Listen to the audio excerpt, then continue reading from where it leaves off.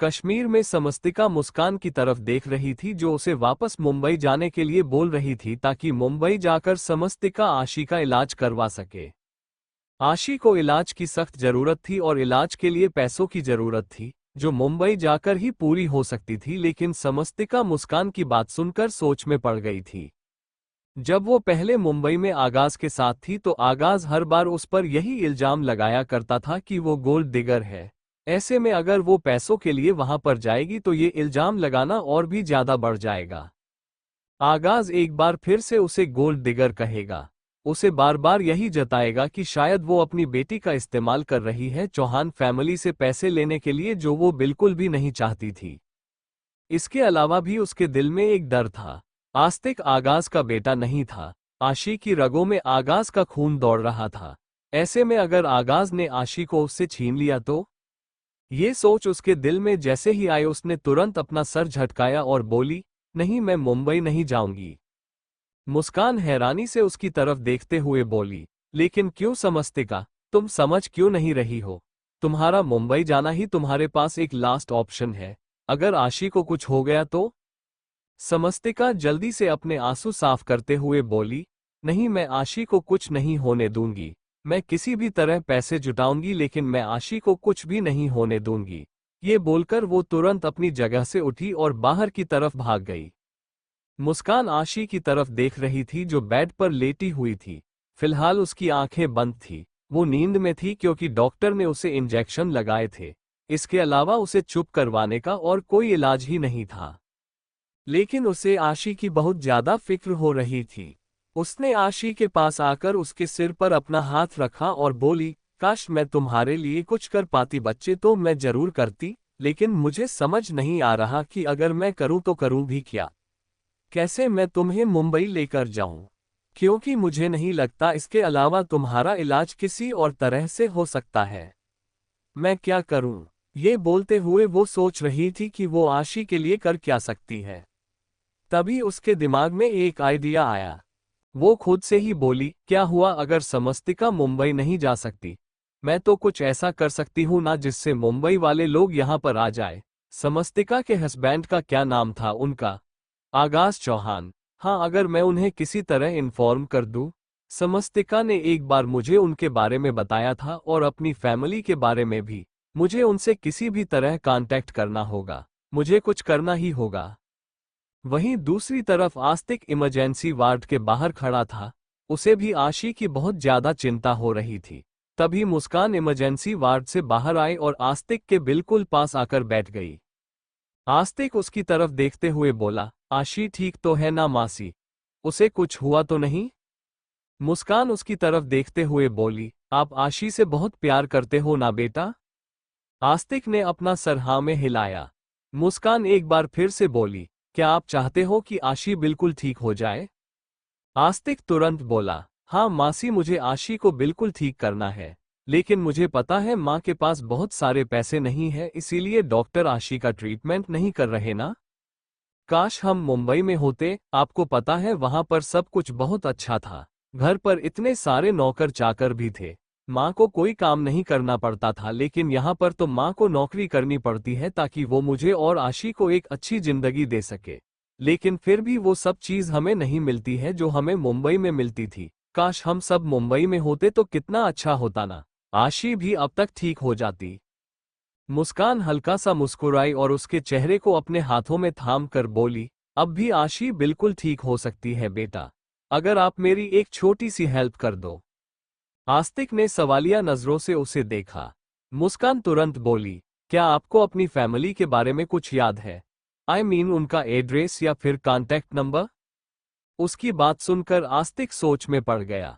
मुस्कान परेशान होते हुए बोली, अगर मैं नेट से तुम्हारे डैड की इंफॉर्मेशन निकालूंगी तो वो सिर्फ उनका नाम या फिर उनका ऑफिशियल एड्रेस बताएगी, लेकिन वहां तक पहुंचने में मुझे बहुत टाइम लग जाएगा। मुझे उनका नंबर चाहिए जिससे मैं जल्द से जल्द तुम्हारे डैड के पास पहुंच जाऊं। उसकी बात सुनकर आस्तिक सोच में पड़ गया कि वो क्या करे। तभी उसे कुछ याद आया। वो तुरंत बोला, मुझे डैड का नंबर याद है, क्या आप डैड को फोन करेंगी? एक बार मैंने डैड को फोन मिलाया था, लेकिन तब माँ को पता चल गया था तो माँ ने मुझसे कहा था कि मैं कभी भी डैड को फोन नहीं करूंगा, इसलिए मैं उन्हें फोन नहीं कर सकता। लेकिन आप तो उन्हें फोन कर सकती है ना? मुस्कान के चेहरे पर मुस्कुराहट तैर गई। वो तुरंत बोली, तो फिर तुम इतना वक्त क्यों लगा रहे हो?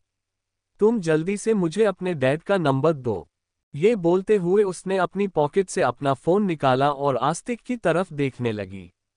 आस्तिक के छोटे से दिमाग पर अब हद से ज्यादा लोड आ चुका था। जब उसने आगाज को फोन मिलाया था तब उन्हें आगाज से दूर हुए तकरीबन 1 ही महीना हुआ था। तब तो उसे आगाज का नंबर अच्छे से याद था, लेकिन अब उसे वो नंबर अच्छे से याद नहीं था।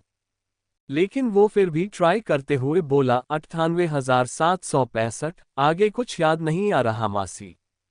मुस्कान परेशान होते हुए बोली, प्लीज प्लीज बेटा, याद करने की कोशिश करो ना, तुम्हें याद आ जाएगा।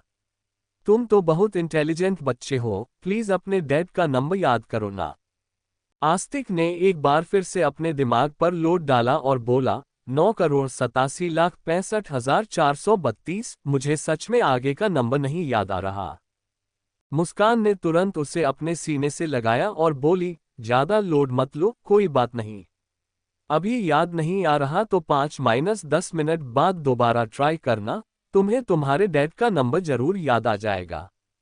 अगर एक बार हमें तुम्हारे डैड का नंबर मिल गया ना तो देखना सारी प्रॉब्लम सॉल्व हो जाएगी। ये बोलकर उसने आस्तिक को अपने सीने से और भी ज्यादा कस लिया था। वही आस्तिक उसके सीने से लगकर आगाज के नंबर के बारे में ही सोच रहा था। वहीं दूसरी तरफ समस्तिका अपने शोरूम में वापस आई जहां पर वो जॉब करती थी।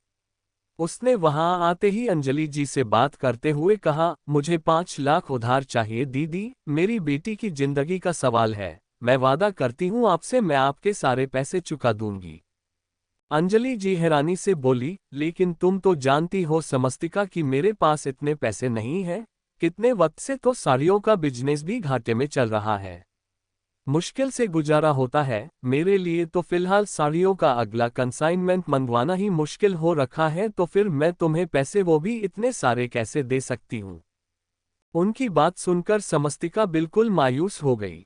हालांकि वो जानती थी कि साड़ियों का काम इतना अच्छा नहीं चल रहा है, इसीलिए शायद ही अंजलि जी उसकी मदद कर पाए, लेकिन फिर भी वो बड़ी उम्मीद के साथ आई थी। अंजलि जी उसके गाल पर अपना हाथ रखकर बोली, मैं तुम्हारी बेटी के लिए दुआ करूंगी।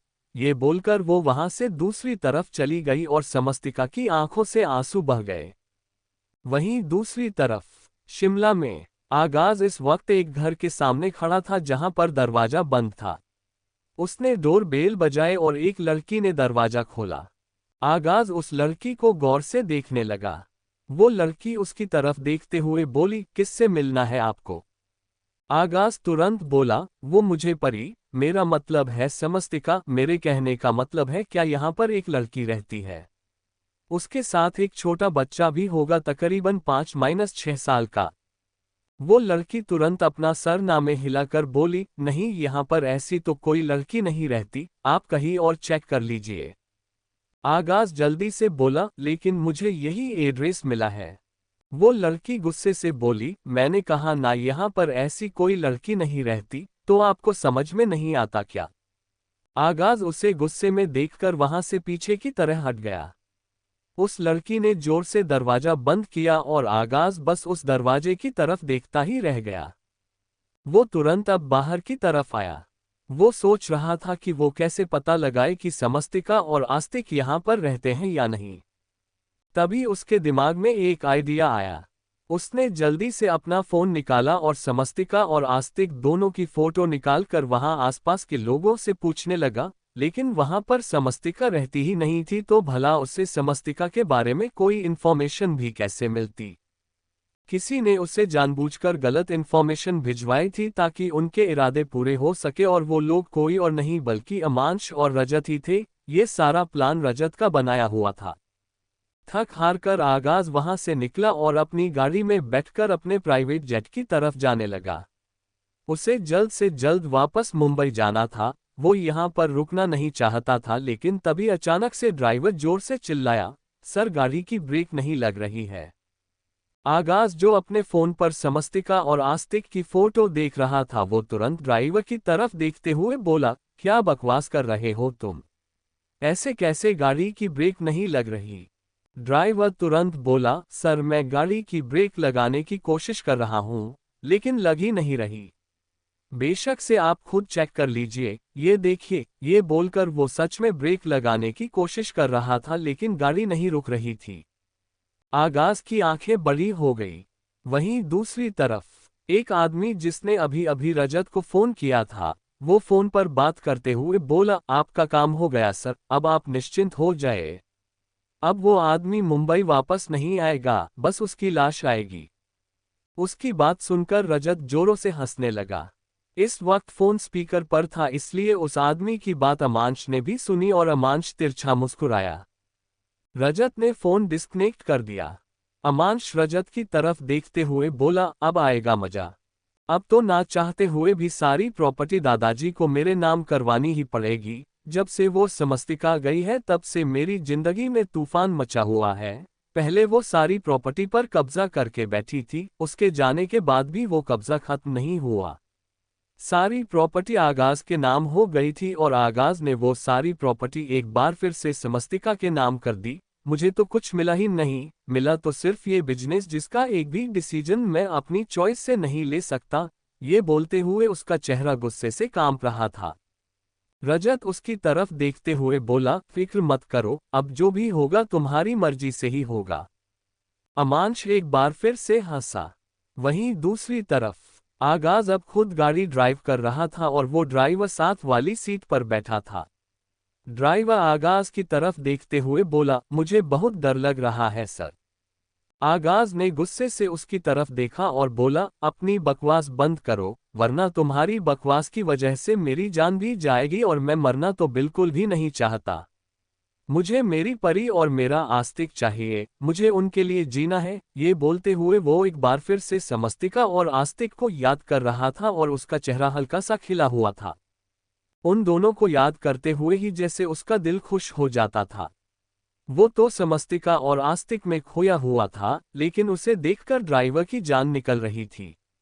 उसे डर लग रहा था कि कहीं सच में वो मर ना जाए और उसका डर अब और भी ज्यादा बढ़ गया जब गाड़ी चलाते हुए ही आगाज ने अचानक से अपनी आंखें बंद कर ली और गाड़ी को बहुत ज्यादा स्मूथली ड्राइव करने लगा, जैसे बिना आंखें खोले भी उसे सब कुछ दिखाई दे रहा हो। कुछ ही देर बाद अचानक से गाड़ी के बोनट से जोर से आवाज आई। उनकी गाड़ी पेड़ से जा टकराई थी, लेकिन कुछ इस तरह से कि ना ही आगाज को कोई चोट आए और ना ही उस ड्राइवर को। वो ड्राइवर हैरानी से आगाज की तरफ देखने लगा और बोला, ये तो आपने चमत्कार कर दिया सर, ये आपने कैसे किया?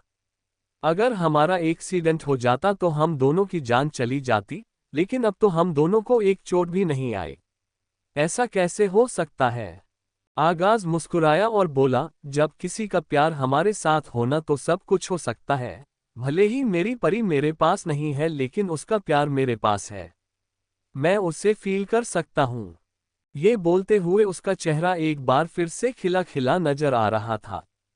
अब वो गाड़ी से बाहर निकला और फिर कुछ ही देर में वो अपने प्राइवेट जेट में पहुंच चुका था, जो वापस मुंबई के लिए निकल गया था। वहीं जैसे ही रजत के आदमी ने दोबारा रजत को कॉल करके सब कुछ बताया, रजत गुस्से से बौखलाने लगा। इस वक्त उसका मन तो ये कर रहा था कि वो खुद आगाज के पास जाए और अपने हाथों से उसकी गर्दन दबा दे, लेकिन फिलहाल वो ऐसा कर नहीं सकता था। अमांश जो अब उसके साथ नहीं था, उसने रजत को कॉल किया ये जानने के लिए कि सच में आगाज मर गया या नहीं। तो जब रजत ने उसे सब कुछ बताया तो अब अमांश भी गुस्से से पागल हो गया। वो दांत पीसते हुए बोला, ये आगाज तो पता नहीं कब मरेगा। लगता है इसकी किस्मत में मरना लिखा ही नहीं। मुझे कुछ और ही सोचना होगा। ये बोलकर उसने कॉल डिस्कनेक्ट कर दिया।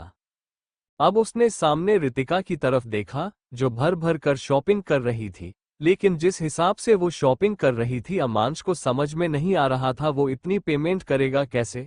लेकिन वो रितिका को मना भी नहीं कर सकता था, वरना रितिका उसकी जान ले लेती। अमांश रितिका की तरफ देख रहा था जो शॉपिंग किए जा रही थी। वो दोनों इस वक्त एक शॉपिंग मॉल में थे। वो रितिका के पास आया और बोला, तुम्हें नहीं लगता तुमने कुछ ज्यादा शॉपिंग? उसकी बात पूरी होती उससे पहले ही रितिका ने उसे घूर कर देखा और बोली, बिल्कुल भी नहीं। तुम जानते हो मुझे शॉपिंग करना कितना पसंद है, और खबरदार अगर तुमने मुझे एक भी चीज कम लेने को कही तो मैंने ये जितनी भी ड्रेसेस सिलेक्ट की है मुझे वो सारी की सारी चाहिए।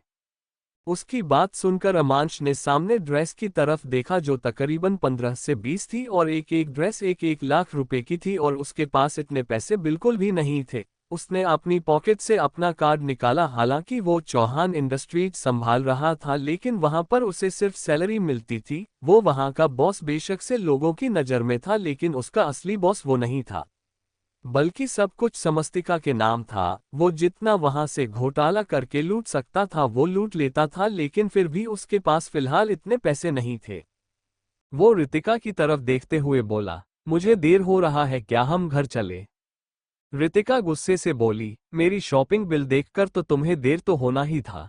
मैं बता रही हूँ तुम्हें अमांश, मुझे ये सारी चीज चाहिए। अगर तुमने मुझे ये सब नहीं लेकर दिया तो मैं तुम्हारे साथ नहीं रहूंगी, मैं तुम्हें छोड़कर चली जाऊंगी। अमांश जल्दी से बोला, यार तुम कैसी बात कर रही हो? सिर्फ शॉपिंग के लिए तुम मुझे छोड़कर चली जाओगी?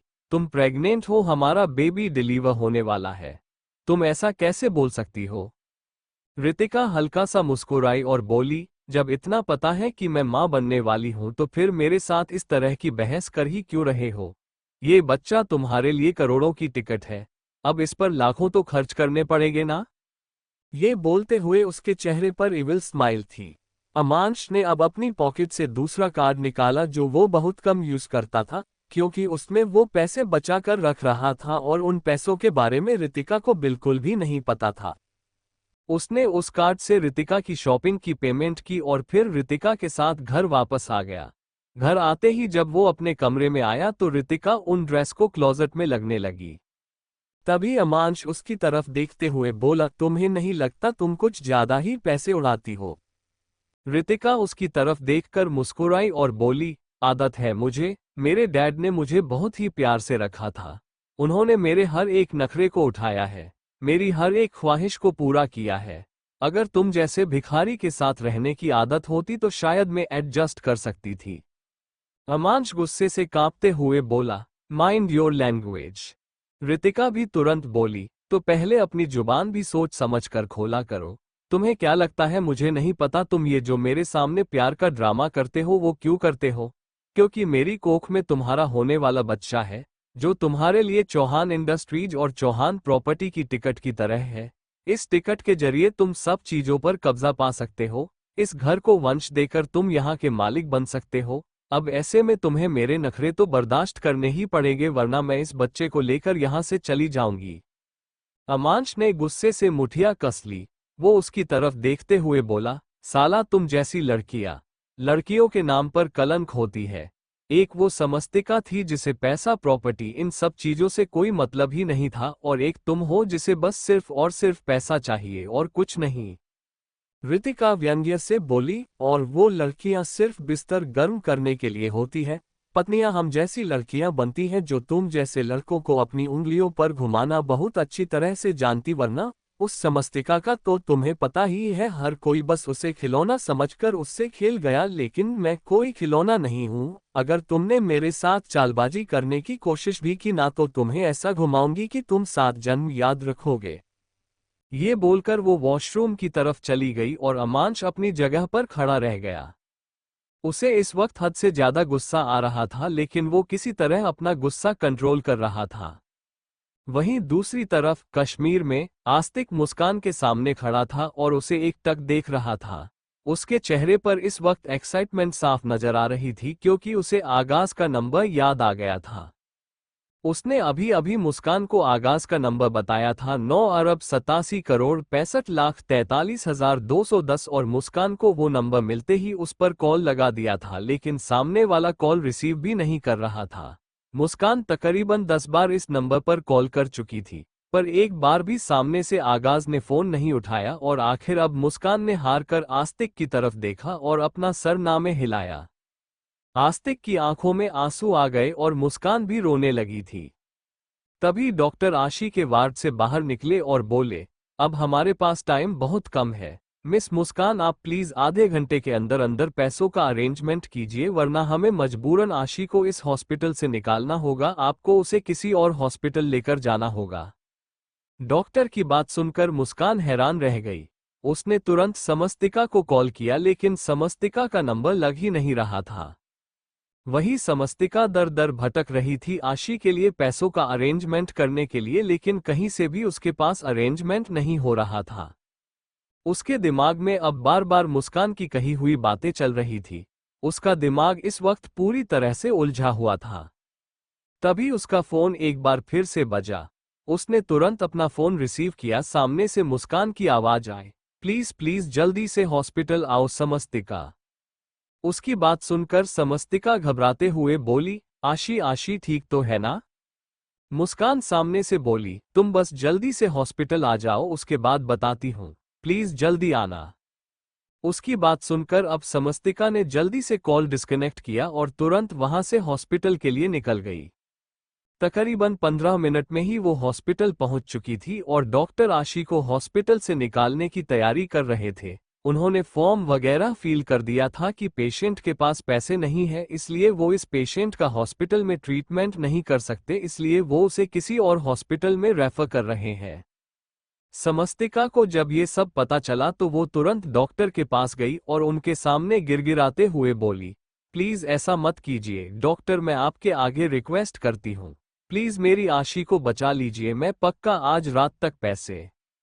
उसकी बात पूरी होती उससे पहले डॉक्टर बोले, अब हम कुछ नहीं कर सकते हैं मिस्टर चौहान, प्लीज आप अपनी बेटी को यहां से ले जाइए।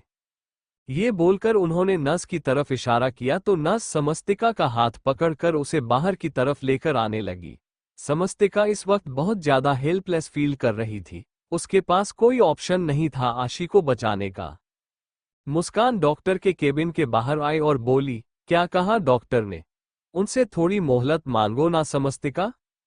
समस्तिका ने अपना सरनामे हिला दिया। मुस्कान गुस्से से बोली, एक तो तुम भी अपनी जिद नहीं छोड़ रही हो, मैंने कहा ना तुमसे हमारे पास और कोई ऑप्शन नहीं है, तुम क्यों मेरी बात नहीं मानती हो? क्यों तुम आशी की लाइफ के साथ रिस्क ले रही हो? अगर हमने आशी को खो दिया तो? उसकी बात पूरी होती उससे पहले समस्तिका चिल्लाई, ऐसा ऐसा बिल्कुल भी नहीं होगा, मैं आशी को नहीं खो सकती हूँ मुस्कान, एक वही तो मेरे जीने की वजह है, वरना ये समस्तिका तो कब की मर चुकी होती। एक वही तो है जिसने मुझे दोबारा जिंदगी दी। बोलते हुए वो उस वक्त को याद कर रही थी जब उसका एक्सीडेंट हुआ था और वो हॉस्पिटल में थी। डॉक्टर उसका ट्रीटमेंट कर रहे थे, हालांकि पूरी फैमिली उसके साथ मौजूद थी, लेकिन जब डॉक्टर ने उसे बताया कि समस्तिका प्रेग्नेंट है तो उस वक्त वहां पर कोई भी मौजूद नहीं था। डॉक्टर की बात सुनकर समस्तिका हैरान थी, हालांकि अब उसे आगाज के अलावा और किसी ने नहीं छुआ था, लेकिन वो जानती थी कि अगर वो आगाज को अपनी प्रेगनेंसी के बारे में बताएगी तो एक बार फिर से उसके कैरेक्टर पर सवाल उठेगा, उस पर इल्जाम लगाया जाएगा। इसीलिए उसने सोच लिया था कि वो इस प्रेगनेंसी के बारे में अभी फिलहाल किसी को कुछ नहीं बताएगी और फिर अगले ही 2 दिनों में किस्मत ने ऐसा खेल रच दिया कि आगाज पूरी तरह से उसे तोड़ ही दिया।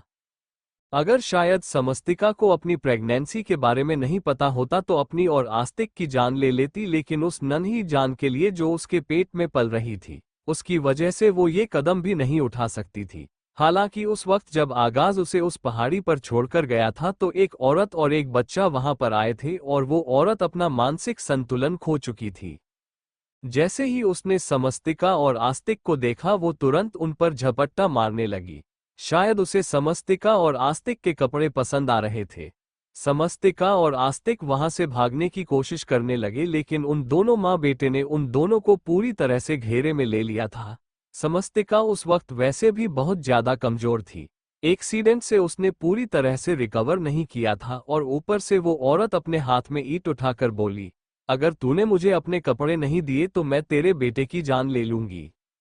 उसकी धमकी सुनकर समस्तिका डर गई और उसने तुरंत आस्तिक के कपड़े निकालकर उस पागल औरत के बेटे को दे दिए थे और उसके बेटे के कपड़े आस्तिक को पहना दिए थे और यहाँ उसने अपने कपड़ों के साथ भी किया। मौका पाते ही वो तुरंत आस्तिक को लेकर वहां से भाग गई और सीधा रेलवे स्टेशन पर आई, जहां पर उसे सामने जो ट्रेन दिखाई दी वो बस उसमें बैठ गई और कब और कैसे कश्मीर पहुंची उसे पता ही नहीं चला। मुस्कान ने उसके कंधे पर अपना हाथ रखा तो समस्तिका एकदम से अतीत की यादों से बाहर आए। मुस्कान रोते हुए बोली, हमारे पास वक्त बहुत कम है समस्तिका, हमें मुंबई चलना होगा। देखो हमारे पास थोड़े बहुत पैसे हैं जिससे मुंबई पहुंच सकते हैं और उसके बाद हम तेरी फैमिली से हेल्प मांग लेंगे। तुम बोलती थी ना तुम्हारी फैमिली बहुत अच्छी है, बस तुम्हारे और तुम्हारे पति के बीच गलतफहमियां है तो ठीक है, हम तुम्हारे पति से हेल्प नहीं मांगेंगे लेकिन तुम्हारी फैमिली से तो हम हेल्प मांग सकते हैं ना। उसकी बात सुनकर समस्तिका ने अपना चेहरा हाँ में हिलाया। वो जानती थी कि अगर वो घर पर जाएगी तो दादाजी उस पर अपनी जान भी कुर्बान कर दे और आशी पर तो वो अपनी पूरी दुनिया लुटा देंगे। उसने अपने आंसू साफ किए और तुरंत अपनी जगह से उठी। वो आशी के वार्ड में आई जहां पर आशी गहरी नींद में सोई हुई थी। उसने आशी को तुरंत अपनी गोद में उठाया और फिर मुस्कान और आस्तिक के साथ वहां से निकल गई। वहीं दूसरी तरफ चौहान इंडस्ट्रीज अमांश इस वक्त अपने केबिन में बैठा था। तभी 3-4 लोग उसके केबिन में इंटर हुए। उन लोगों को देखकर अमांश का चेहरा एकदम से फीका पड़ गया। वो अपनी जगह से उठने लगा लेकिन तभी उनमें से एक आदमी बोला, बैठ जाएं मिस्टर चौहान, खड़े होकर शायद आप हमारी बात सुन नहीं पाएंगे, गिर गए तो कहीं मर ना जाए आप, इसलिए बैठे बैठे ही बात कर लीजिए। ये बोलते हुए वो आदमी सामने चेयर पर बैठ गया था और उसके साथ ही बाकी के आदमी भी वहां पर बैठ गए। उनमें से एक मिस्टर वालिया अमांश की तरफ देखते हुए बोले, आप चाहते क्या है मिस्टर चौहान? अमांश कांपती हुई आवाज में बोला, आप क्या बोल रहे हैं मिस्टर वालिया? तभी मिस्टर तनुज बोले, ये तो आप ही बहुत अच्छी तरह से जानते हैं कि हम किस बारे में बात कर रहे हैं मिस्टर चौहान। कहीं आप ऐसा तो नहीं चाहते कि हम लोग आपकी सच्चाई सबको बता दें कि कैसे आप चौहान इंडस्ट्रीज का नाम लेकर हम जैसे लोगों से लोन ले रहे हैं और फिर लोन भरने के नाम पर आप हमारा फोन उठाना भी बंद कर रहे हैं? देखिए, एक वार्निंग देने आए हैं हम आपको। अगर कल सुबह से पहले पहले आपने हम सबको हमारे पैसे नहीं दिए तो हम लोग चौहान इंडस्ट्रीज के बाहर धरना बिठा देंगे और साथ ही साथ मीडिया वाले चौहान मेंशन भी पहुंच जाएंगे। इसलिए बेहतर होगा कि कल सुबह तक आप हमारे पैसों का इंतजाम कर ले, वरना कल का दिन आपके लिए बिल्कुल भी ठीक नहीं होगा। तभी मिस्टर आहूजा बोले, और आप इस वार्निंग को हमारी आखिरी वार्निंग समझिएगा। अब या तो आप हमें हमारे पैसे देंगे या फिर आप और आपका पूरा परिवार जेल की चक्की पीसेगा। वैसे भी अगर हम लोग किसी की शर्म लिहाज करें तो वो सिर्फ और सिर्फ मिस्टर आगाज चौहान है। उनके नाम पर हम आपको छोड़ भी सकते थे, लेकिन आपके और उनके बीच क्या चल रहा है ये तो अब पूरी दुनिया को पता चल चुका है, इसलिए हम कोई रिस्क नहीं ले सकते। कल सुबह तक अगर हमें हमारे पैसे नहीं मिले तो आप बहुत पछताएंगे। अमांश कुछ बोलता उससे पहले ही वो लोग अपनी जगह से उठ गए। अमांश तुरंत बोला, आप एक बार मेरी बात, लेकिन वो बस बोलते ही रह गया और वो सब लोग अब केबिन से बाहर की तरफ जा रहे थे। अमांश बस उन्हें जाते देखता रह गया और अब उसका चेहरा गुस्से से कांप रहा था। पानी सर के ऊपर से तैरने लगा था। वो गुस्से से कांपते हुए बोला, अब बस बहुत हुआ। कभी मुझे मेरी बीवी जलील कर रही है तो कभी ये दो कौड़ी के लोग। जब सब कुछ मेरा है तो फिर मैं लोगों की बात क्यों सुनूं?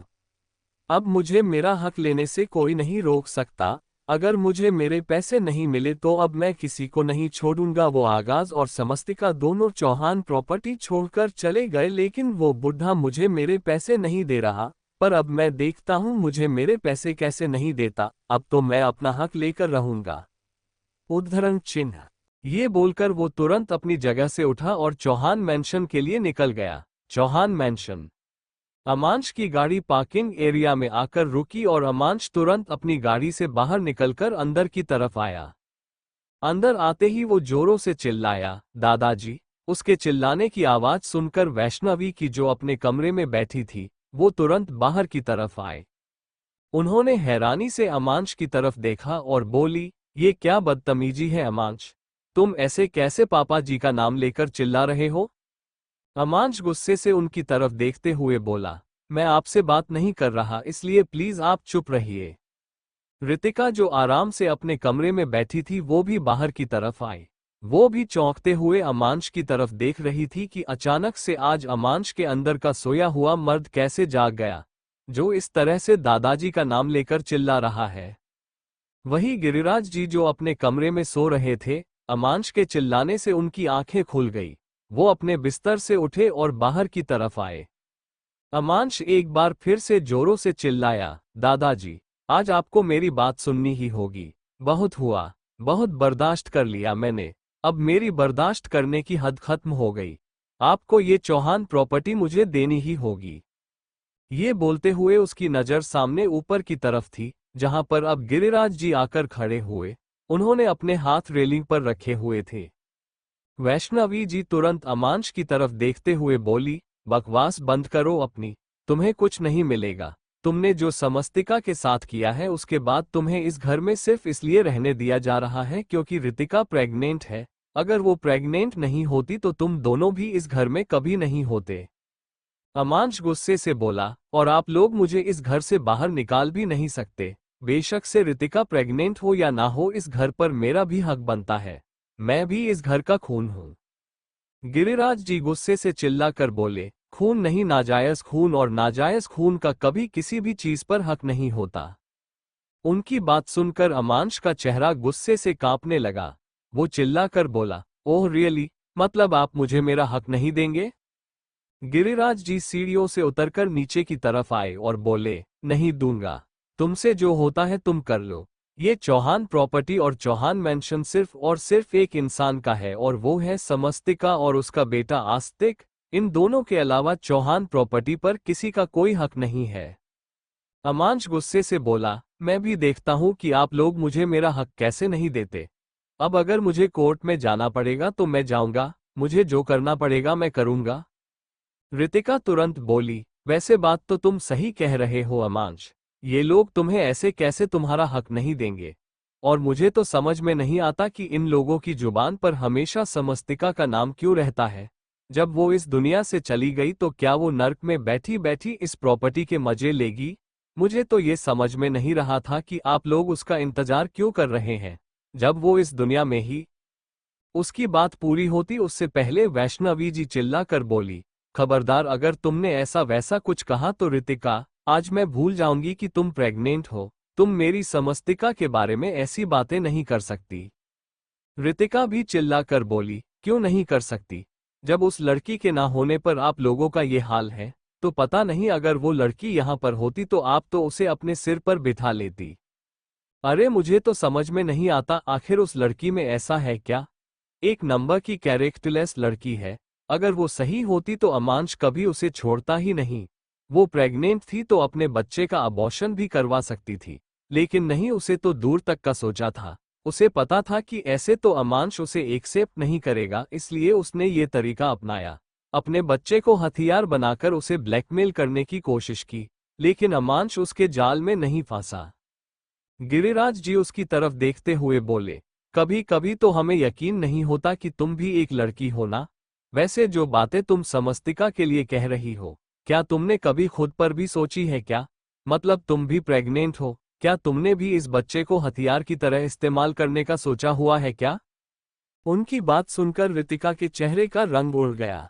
वो कुछ बोलती उससे पहले वैष्णवी जी बोली, और इनसे उम्मीद ही क्या की जा सकती है पापा जी। ये दोनों एक जैसे हैं। मुझे तो लगता है कि हमें अब इनके बच्चे के बारे में भी नहीं सोचना चाहिए और इन्हें घर से बाहर। उनकी बात पूरी होती उससे पहले अमांश चिल्लाकर बोला, सोचिएगा भी मत। मैं आगाज नहीं हूं। गलती करने के बाद मैं पछताता फिरूं। अगर किसी ने मुझे इस घर से बाहर निकालने की कोशिश भी की तो उसे पता चल जाएगा कि अमांश चौहान भी चौहान खानदान का ही खून है, जो अपनी जिद पूरी करने के लिए कुछ भी कर सकता है। उसकी आंखों में चैलेंज देखकर गिरिराज जी व्यंग्य से बोले, तुम बेशक से चौहान खानदान का खून हो, लेकिन खून के नाम पर तुम एक धब्बा हो। रितिका गुस्से से बोली, आप लोगों के मुंह से जो बातें निकल रही है ना, वो सिर्फ इसलिए क्योंकि समस्तिका के पास आस्तिक है। अगर उसके पास आस्तिक नहीं होता ना तो आप लोग भी उसके बारे में जरा सा भी नहीं सोचते। आपको सिर्फ और सिर्फ इस घर का वारिस चाहिए। आपका भी मतलब मुझे साफ दिखाई दे रहा है। अभी वो बोल ही रही थी कि तभी अचानक से दरवाजे की तरफ से आवाज आए, दादाजी। वो आवाज सुनकर गिरिराज की आंखें बड़ी हो गई। उन्होंने तुरंत चौंकते हुए सामने की तरफ देखा, जहां पर समस्तिका खड़ी थी और उसकी गोद में एक छोटी सी बच्ची थी। गिरिराज जी का दिल एक पल के लिए धड़कना भूल गया। वहीं वैष्णवी जी भी शॉक्ड रह गई थी। अमांश और रितिका भी हैरानी से समस्तिका की तरफ देख रहे थे। समस्तिका वहां पर अकेली नहीं थी, बल्कि उसके साथ मुस्कान और आस्तिक भी थे। गिरिराज जी कांपती हुई आवाज में बोले, परी। समस्तिका ने रोते हुए अपना सर हाँ में हिलाया और फिर आगे की तरफ आई। वो गिरिराज जी के बिल्कुल सामने आकर खड़ी हो गई। उसने एक नजर भी अमांश और रितिका की तरफ नहीं देखा था, लेकिन रितिका का बेबी बम्प उससे छिपा नहीं था। उसकी आंखों से आंसू इस बात पर भी निकल रहे थे कि उसके जाने के बाद कैसे आगाज अपनी जिंदगी में आगे बढ़ गया और उसने रितिका को न सिर्फ अपनी बीवी बनाया बल्कि रितिका अब उसके बच्चे को जन्म भी देने वाली थी। लेकिन फिलहाल उसे इन सब चीजों के बारे में नहीं सोचना था। फिलहाल उसे अपनी बच्ची की जिंदगी बचानी थी। गिरिराज जी उसकी तरफ देखते हुए बोली, कहाँ थी तुम बेटा? समस्तिका रोते हुए बोली, सोचा नहीं था इस तरह से इस घर में ऐसे वापस आऊंगी, लेकिन मुझे आना पड़ा दादाजी। मुझे मेरी मजबूरी यहाँ पर खींच लाए। वैष्णवी जी ने तुरंत आकर उसके चेहरे को अपने हाथों में थाम लिया और बोली, खबरदार अगर ऐसी बातें की तो, कोई मजबूरी से नहीं आए हो तुम। ये घर है तुम्हारा, इस घर पर हक है तुम्हारा। तुम इस घर की ना सिर्फ बहू हो बल्कि बेटी भी हो। ये बोलते हुए उनकी आंखों से आंसू गिर रहे थे।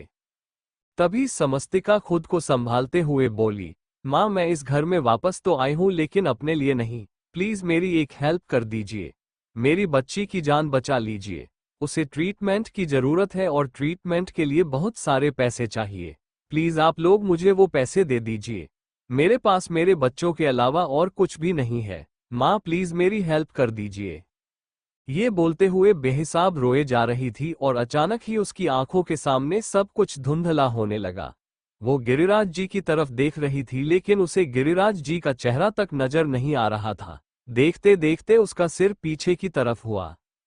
उसने जल्दी से खुद को संभालने की कोशिश की, लेकिन संभाल नहीं पाई और वो धड़ाम से नीचे गिरने को हुई, पर किसी ने उसे अपनी बाहों में संभाल लिया। सब लोगों की सांसें हलक में अटक गई थी ये सोचकर कि समस्तिका कहीं गिर ना जाए। वैष्णवी जी और गिरिराज जी ने तुरंत उसकी तरफ अपना हाथ बढ़ा दिया था। अमांश भी उसे संभालने के लिए आगे आ गया था, लेकिन समस्तिका को संभालने वाला कोई और नहीं बल्कि आगाज था। उसकी बाहों में समस्तिका झूल रही थी और आगाज की नजरें न सिर्फ समस्तिका पर बल्कि उसकी गोद में पकड़ी हुई अपनी नन्ही सी जान पर भी थी। उसका दिल धक सा रह गया। वहीं समस्तिका की आंखें बंद हो रही थी, लेकिन अपनी बंद होती हुई आंखों से ही उसने आगाज की तरफ देखा और फिर बोली, मेरी बच्ची की जान बचा लीजिए चौहान साहब। ये बोलकर वो पूरी तरह से बेहोश हो गई।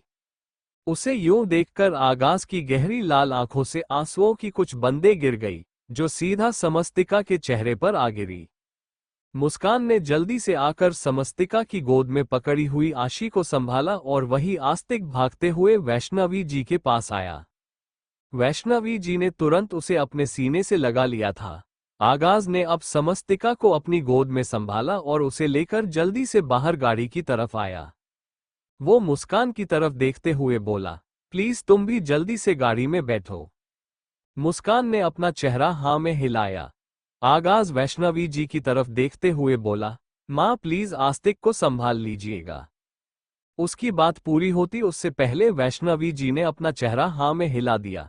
उनके मुंह से कुछ बोल निकल ही नहीं रहे थे। उन्हें समझ नहीं आ रहा था कि वो कहे भी तो क्या कहे। एक तरफ समस्तिका थी और दूसरी तरफ वो बच्चे जिनके लिए समस्तिका हेल्प मांग रही थी, लेकिन वो बच्ची थी कौन? उन्हें अभी कोई भी बात क्लियर नहीं थी। वहीं गिरिराज जी की आंखों से भी आंसू बरस रहे थे। वो तुरंत सोफे पर बैठ गए। वैष्णवी जी ने अब जल्दी से आकर उन्हें संभाला। आस्तिक वैष्णवी जी की तरफ देखते हुए बोला, मेरी आशी ठीक को तो हो जाएगी ना दादी माँ? उसकी तबीयत बहुत खराब है। डॉक्टर ने कहा है कि अगर उसका ट्रीटमेंट नहीं हुआ तो वो मर जाएगी। लेकिन अब तो हम यहाँ पर आ गए ना। आप लोग मेरी माँ को पैसे दे दोगे ना आशी के ट्रीटमेंट के लिए? जब मैं बड़ा हो जाऊंगा तो मैं आपके सारे पैसे चुका दूंगा। उसकी बात सुनकर वैष्णवी जी ने तुरंत अपने सीने से लगा लिया। उनकी आंखों से आंसू बहुत ही ज्यादा तेजी से बह रहे थे और अमांश और रितिका दोनों एक दूसरे की तरफ देख रहे थे। दोनों के ही चेहरे का रंग उड़ा हुआ था। वहीं दूसरी तरफ हॉस्पिटल में आगाज समस्तिका और आशी को लेकर हॉस्पिटल पहुंच चुका था। उसने समस्तिका को भी हॉस्पिटल में एडमिट करवा दिया था और साथ ही साथ आशी को भी। आशी के बारे में उसे ज्यादा कुछ पता नहीं था। आज थोड़ी देर पहले ही उसके पास मुस्कान की मिस्ड कॉल और बहुत सारे मैसेज आए थे। एक ही नंबर से इतनी सारी मिस्ड कॉल देखकर उसने तुरंत उस नंबर पर दोबारा कॉल किया, लेकिन उस वक्त मुस्कान समस्तिका के साथ थी, इसीलिए वो आगाज से बात नहीं कर पाए। लेकिन जैसे ही उसे मौका मिला उसने तुरंत आगाज को दोबारा कॉल किया और आगाज ने भी सामने से कॉल रिसीव किया। मुस्कान ने बस उसे इतना ही कहा कि आधे घंटे के बाद वो चौहान मैंशन आ जाए, क्योंकि समस्तिका चौहान मैंशन आने वाली है। समस्तिका का जिक्र सुनकर ही आगाज की आंखें बड़ी हो गई थी। उसने जल्दी से पूछा, मेरी समस्तिका और आस्तिक ठीक तो है ना? मुस्कान ने सामने से कहा, तुम्हारी समस्तिका और आस्तिक तो ठीक है, लेकिन आशी, उसकी तबीयत खराब है। आगाज ने हैरानी से पूछा, आशी? कौन आशी? तो मुस्कान ने बस इतना सा जवाब दिया, तुम्हारी बेटी, और ये बोलकर उसने तुरंत कॉल डिस्कनेक्ट कर दिया था। उन दोनों को एडमिट करवाने के बाद अब आगाज मुस्कान की तरफ देख रहा था। उसने मुस्कान से पूछा, आशी को क्या हुआ है? आशी को क्या प्रॉब्लम है? मुस्कान रोते हुए बोली, आशी की किडनी में प्रॉब्लम है और डॉक्टर ने बोला है कि उसे ट्रीटमेंट की जरूरत है, उसका ऑपरेशन होगा जिसमें बहुत सारे पैसे लगेंगे। आगाज का दिल धक सा रह गया। आज वो पहली बार अपनी बेटी से मिला और वो भी इस तरह से। आशी बस सिर्फ 3-4 महीने की थी, नाजुक सी कली, लेकिन उसकी जिंदगी भी नॉर्मल नहीं थी। आगाज ने अपने माथे पर अपना हाथ रख लिया। काश वो उस दिन थोड़ा सा दिमाग से काम लेता और ये सब कुछ ना होता, तो शायद कभी उसकी आशी को ये प्रॉब्लम होती ही नहीं। उसे समझ नहीं आ रहा था कि वो जाए भी तो कहाँ जाए, आशी के पास जाए या फिर अपनी परी के पास। हालांकि आशी के लिए उसके दिल में प्यार कम नहीं था, लेकिन वो पहले अपनी परी के वार्ड की तरफ आया। वहां आते ही उसकी नजर परी पर गई, जो बेड पर लेटी हुई थी और उसकी आंखें बंद थी।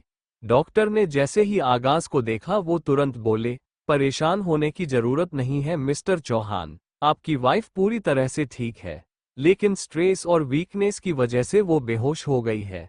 ऐसा लग रहा है जैसे उन्होंने 3-4 दिनों से कुछ खाया नहीं है। फिलहाल के लिए हमने इंजेक्शंस दे दिए हैं और ड्रिप भी लगा दी है, लेकिन आपको इनका पूरा ख्याल रखना होगा। होश में आते ही इन्हें एक अच्छी केयर की जरूरत है। आगाज ने अपना सर हाँ में हिलाया और डॉक्टर वहां से चले गए। उनके जाने के बाद आगाज समस्तिका के और भी ज्यादा करीब आया। वो उसके बिल्कुल पास आकर खड़ा हुआ और अगले ही पल उसने समस्तिका के हाथ पर अपना कांपता हुआ हाथ रख दिया। वहीं समस्तिका ने एकदम गहरी सी सांस ली। आगाज की आंखों से आंसू एक बार फिर से निकल गए। वो कभी रोता नहीं था। जब समस्तिका उसकी जिंदगी से गई तब वो बस एक ही बार रोया था।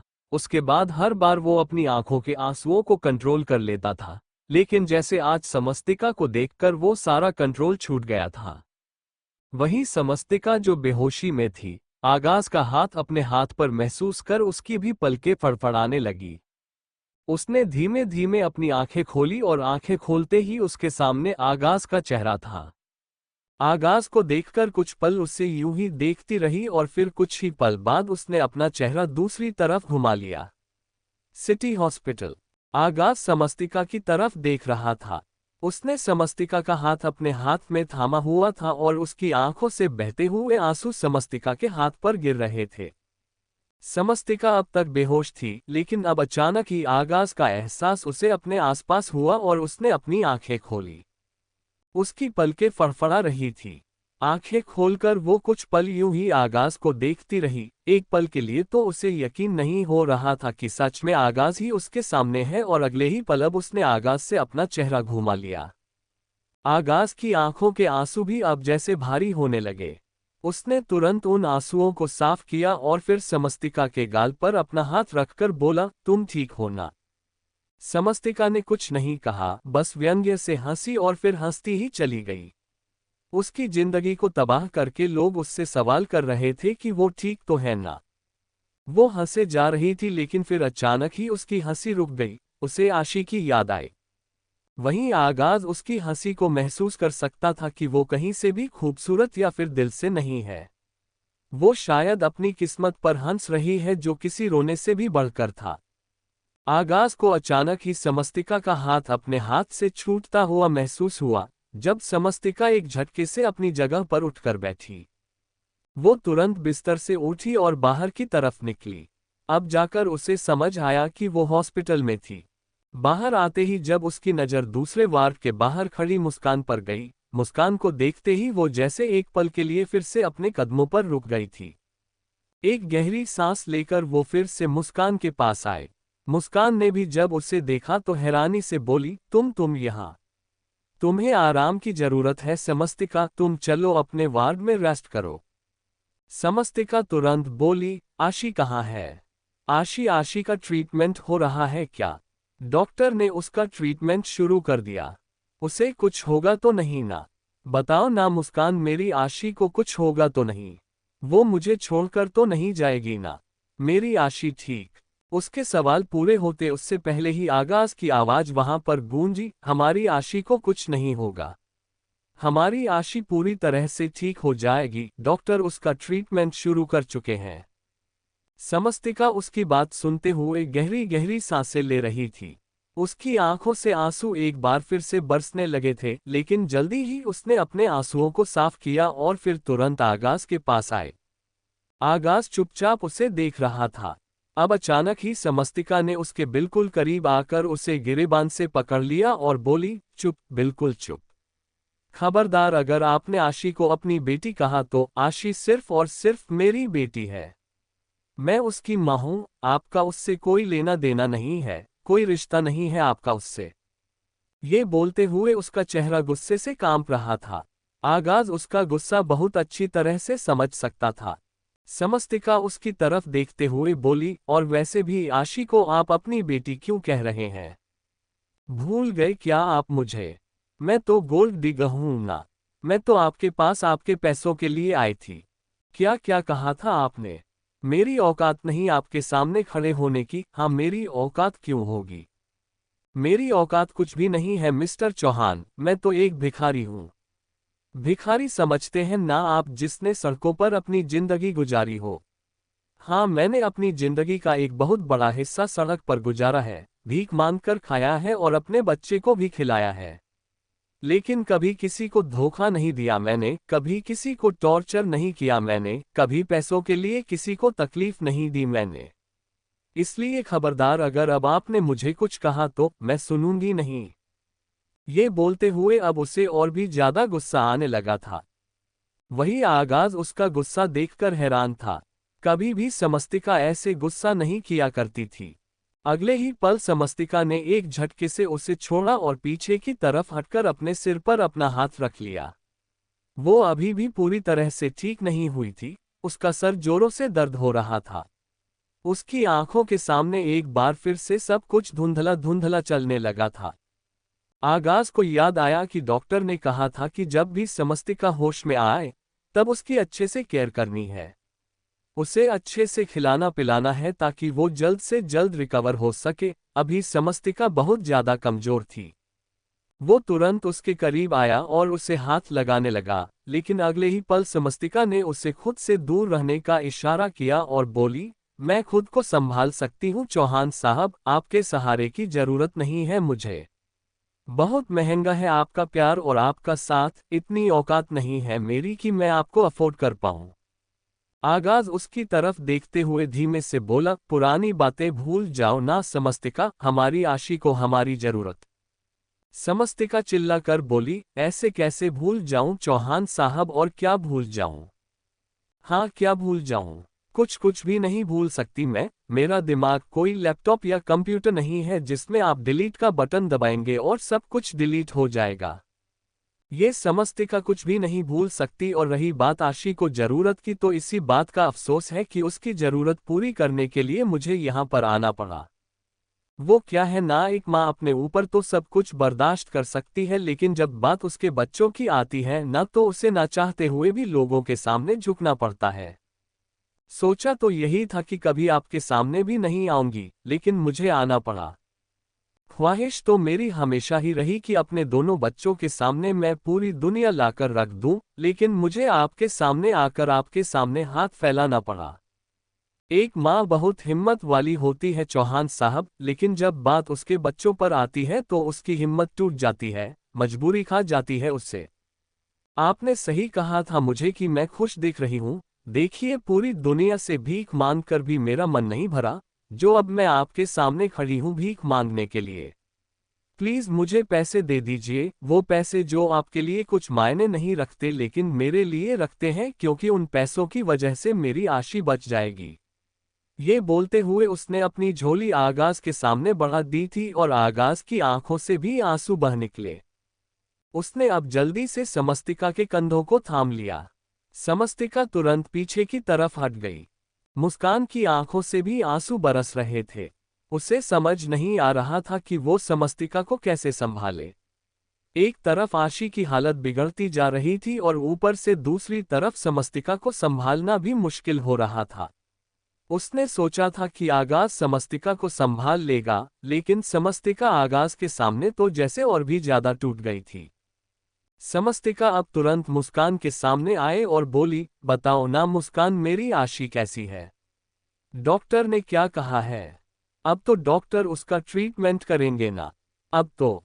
उसकी बात पूरी होती उससे पहले ही मुस्कान ने उसका चेहरा अपने हाथों में थाम लिया और बोली, तुम क्यों रोए जा रही हो समस्तिका? कुछ नहीं होगा हमारी आशी को, हमारी आशी बिल्कुल ठीक हो जाएगी। पर प्लीज तुम अपना ख्याल रखो, तुम्हारी तबीयत भी ठीक नहीं है। समस्तिका रोते हुए उसके सीने से लग गई और बिलख कर रोते हुए बोली, मुझे मेरी आशी ठीक चाहिए मुस्कान, मैं उसके बिना मर जाऊंगी। अगर ये चौहान साहब पैसे नहीं देंगे ना तो कोई बात नहीं, मैं हिम्मत नहीं हारूंगा, बेशक से मैं खुद को गिरवी रख दूं, लेकिन मैं मेरी आशी का इलाज करवा कर रहूंगी। ये बोलते हुए वो पीछे की तरफ हुई। उसने एक बार फिर से अपने माथे पर अपना हाथ रख लिया था। उसे चक्कर आने लगे थे और उसकी पल्स ड्रॉप होने लगी थी। आगाज को समझ नहीं आ रहा था कि वो उसके पास जाए या ना। वो उसे अपने सीने से लगाना चाहता था लेकिन समस्तिका उसे छूने की इजाजत नहीं दे रही थी, तो सीने से लगाना तो दूर की बात, लेकिन वो उसे यूं भी नहीं देख सकता था, इसलिए वो जल्दी से उसके पास आया और अगले ही पल उसने उसे अपनी बाहों में जकड़कर कहा, कुछ भी नहीं होगा हमारी आशी को, और खबरदार अगर तुमने आशी पर सिर्फ अपना हक जताया तो। आज तक मुझे पता नहीं था कि मेरी इतनी क्यूट सी एंजल भी है, मुझे तो लगा सिर्फ मेरी एक ही परी है, लेकिन अब तो मेरे पास दो दो परी है। तुम ना बहुत बुरी हो परी, तुमने मुझसे इतनी बड़ी बात छुपाए। तुमने मुझे बताया भी नहीं कि तुमने मेरी लिटिल एंजल को जन्म दिया है। तुमने अब इतने वक्त तक उसे अकेले संभाला है, अब देखना उसे मैं संभालूंगा, उसे मैं बहुत सारा प्यार करूंगा, तुमसे भी ज्यादा। ये बोलते हुए उसने समस्तिका को और भी ज्यादा कसकर अपनी बाहों में जकड़ लिया था, लेकिन वो हैरानी था कि समस्तिका इतनी शांत उसकी बाहों में क्यों खड़ी है। जिस हालत में समस्तिका थी और या फिर जितना उसे गुस्सा आ रहा था, उस हिसाब से तो समस्तिका एक बार फिर से उससे अलग होने की कोशिश करती, लेकिन समस्तिका तो बिल्कुल खामोश थी और धीरे धीरे आगाज को महसूस हुआ कि समस्तिका ने अपना पूरा भार उस पर डाल दिया है। उसकी हार्टबीट एक पल के लिए स्किप हो गई। उसने जल्दी से समस्तिका को खुद से अलग किया तो देखा कि समस्तिका की आंखें बंद है। आगाज ने जल्दी से उसे अपनी बाहों में संभाला। मुस्कान भी हैरानी से उसकी तरफ देखते हुए बोली, ओह गॉड, ये क्या हो रहा है समस्तिका के साथ? समस्तिका तो पहले भी ठीक नहीं रहती थी, उसका सिर दर्द रहता था और चक्कर भी बहुत आते थे। अब तो उसकी हालत और भी ज्यादा खराब हो रही है। उसकी बात सुनते हुए आगाज चौंक गया कि समस्तिका को लगातार ऐसे चक्कर आते हैं और उसे सिर दर्द महसूस होता है। वो तुरंत मुस्कान की तरफ देखते हुए बोला, डोंट वरी, तुम फिक्र मत करो, तुम बस यहीं पर रहो, मैं समस्तिका को लेकर वापस उसके वार्ड में जा रहा हूँ। ये बोलकर वो तुरंत उसे समस्तिका के वार्ड में वापस ले आया था। वहीं दूसरी तरफ चौहान मैंशन, आस्तिक बिस्तर पर सो रहा था और वैष्णवी जी उसके बालों को सहला रही थी। जब वो पूरी तरह गहरी नींद में चला गया तो वैष्णवी जी तुरंत अपने कमरे से बाहर आए। उन्होंने एक सर्वेंट को आस्तिक का ध्यान रखने के लिए बोल दिया था और उसे स्ट्रिक्टली कहा था कि वो आस्तिक को छोड़कर एक मिनट के लिए भी कहीं ना जाए, बेशक से पूरी दुनिया इधर की उधर हो जाए। वो अब आस्तिक, समस्तिका और आशी के साथ किसी भी तरह का कोई रिस्क नहीं ले सकती थी। बाहर आते ही उनकी नज़र गिरिराज जी पर गई जो वहीं पर उनका इंतजार कर रहे थे।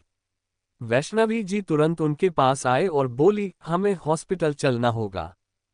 गिरिराज जी ने अपना चेहरा हाँ में हिलाया और फिर वैष्णवी जी के साथ दरवाजे की तरफ बढ़ने लगे, लेकिन तभी रितिका और अमांश उन दोनों के सामने आकर खड़े हुए। गिरिराज जी ने गुस्से से उसकी तरफ देखा। अमांश तुरंत बोला, आपको जहां जाना है आप चले जाइएगा दादाजी, मैं आपको रोकूंगा नहीं, लेकिन उससे पहले आपको इन डॉक्यूमेंट पर सिग्नेचर करने होंगे।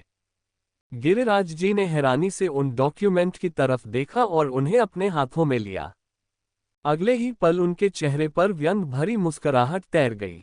वो डॉक्यूमेंट प्रॉपर्टी पेपर्स थे जिसमें लिखा था कि गिरिराज जी अपनी सारी प्रॉपर्टी जो पहले उन्होंने समस्तिका के नाम की थी, अब वो अमांश और रितिका के नाम कर रहे हैं। गिरिराज जी के एक्सप्रेशन देखकर वैष्णवी जी ने भी उन पेपर्स को अपने हाथों में लिया और फिर उन्हें देखकर गुस्से से अमांश और रितिका की तरफ देखने लगी।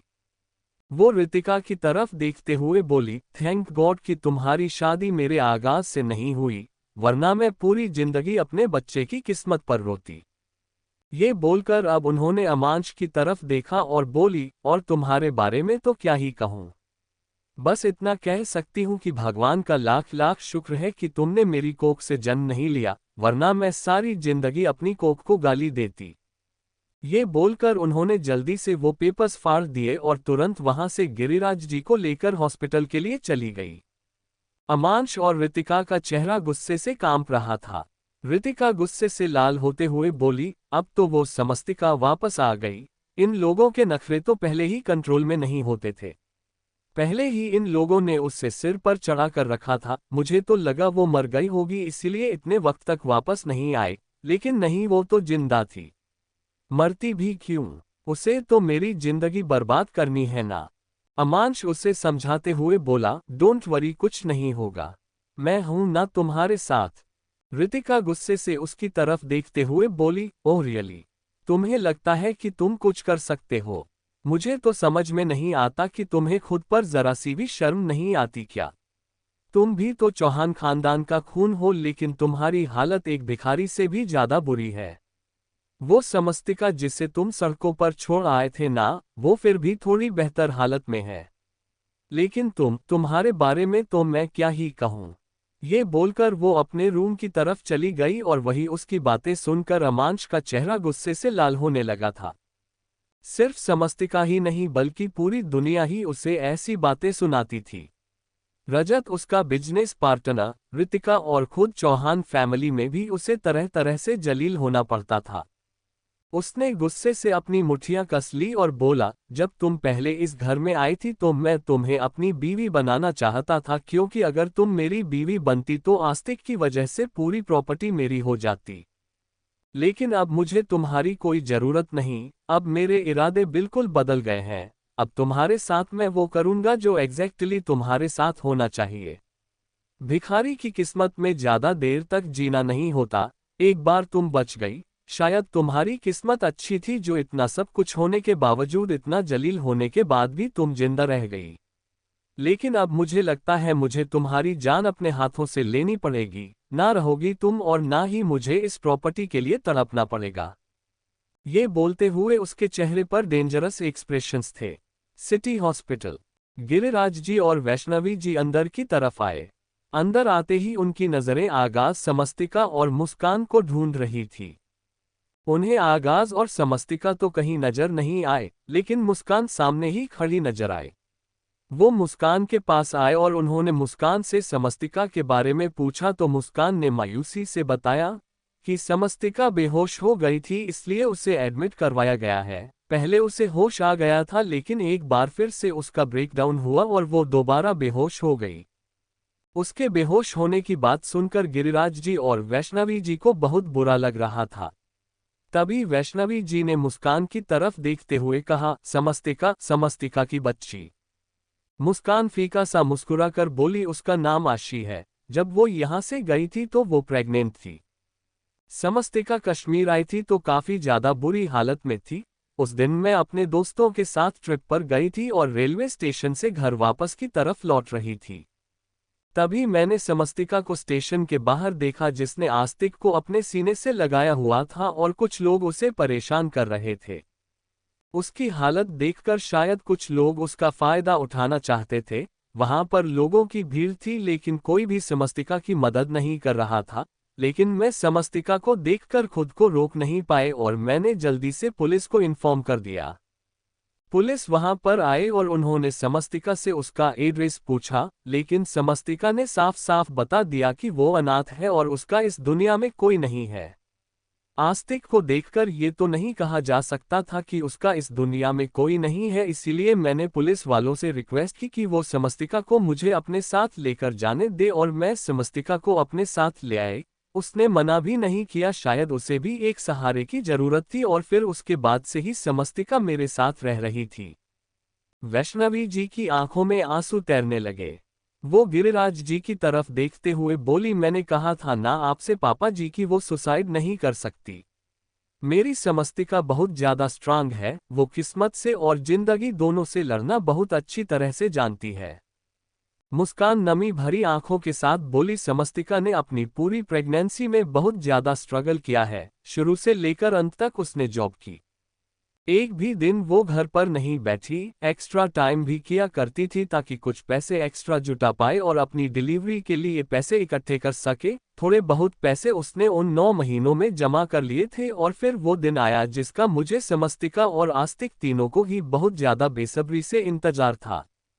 उस दिन समस्तिका ने एक नन्ही सी परी को जन्म दिया और उसे देखकर ही हमें बस ऐसा लगा जैसे अब समस्तिका को किसी चीज की कोई कमी कभी महसूस ही नहीं होगी। उसकी जिंदगी में खुशियां भरने वाली आ गई थी, लेकिन फिर अचानक ही पता नहीं समस्तिका की जिंदगी को किसकी नजर लग गई। जो डॉक्टर ने बताया कि आशी की किडनी में प्रॉब्लम है, उसका ऑपरेशन होगा और ऑपरेशन के लिए तकरीबन 15 से 20 लाख रुपए चाहिए। वो बात सुनकर समस्तिका बहुत ज्यादा टूट गई थी, लेकिन उसने हिम्मत दिखाते हुए फैसला किया था कि वो बहुत जल्दी सारे पैसे जुटा लेगी और आशी का ऑपरेशन करवाएगी। उसकी बात सुनकर वैष्णवी जी का रोना और ज्यादा बढ़ चुका था। गिरिराज जी भी रोते हुए बोले, मेरी बच्ची इतनी सारी मुश्किलें अकेली सहती रही, लेकिन वापस लौटकर नहीं आई। पता नहीं क्यों जिंदगी ने सारे इम्तिहान उसी की किस्मत में लिख दिए। वैष्णवी जी रोते हुए बोली, लेकिन अब मैं अपनी परी को अपने से दूर बिल्कुल भी नहीं जाने दूंगी। वो बस हमारे साथ रहेगी, वो अब हमें छोड़कर कभी नहीं जा पाएगी। मुस्कान हल्का सा मुस्कुराकर बोली, वो हमेशा आप लोगों के बारे में बताया करती थी।